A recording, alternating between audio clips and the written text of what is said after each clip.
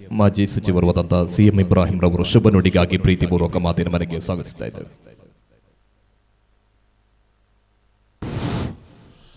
വിശദമായി സംസാരിക്കാനുള്ളത് സന്ദർഭമല്ല.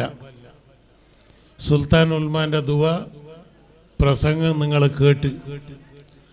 ഒരു കൊല്ലം മുമ്പ് ഞാൻ പറഞ്ഞിരുന്നു ഇത് കാടല്ല നാടാവുന്നു.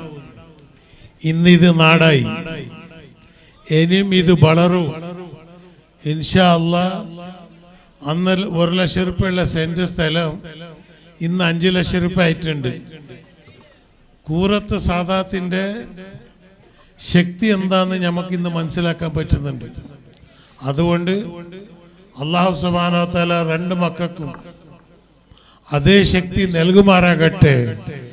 ദീനിൻ്റെ ഖിദ്മത്ത് ചെയ്യാനും ഈ ഭാഗത്ത് ഒരു മോമിന് കേറി എത്താൻ പ്രയാസം.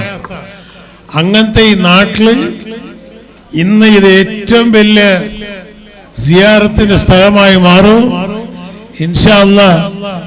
3ാമത്തെ ഉറുസിന് ഞാൻ വരാം, വിശദമായി സംസാരിക്കാം. എനിക്കും വേണ്ടിയിട്ട് നിങ്ങൾ ദുആ ചെയ്യണം.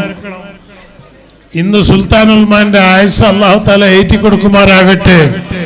നമുക്കുള്ള ഏറ്റവും വലിയ സുന്നത്ത് ജമാഅത്തിനുള്ള ശക്തിയാണ് ഇന്ന് കേരളത്തിൽ കാണുന്ന ഈ ഏറ്റവും വലിയ സുന്നത്ത് ജമാഅത്തിന്റെ ശക്തി.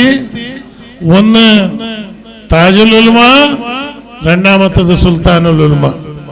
അൽഹംദുലില്ലാ, അല്ലാഹു തആല ഖൈറിലാക്കട്ടെ. ഇപ്പൊ ബായസിന്റെ പ്രസംഗം നടക്കും.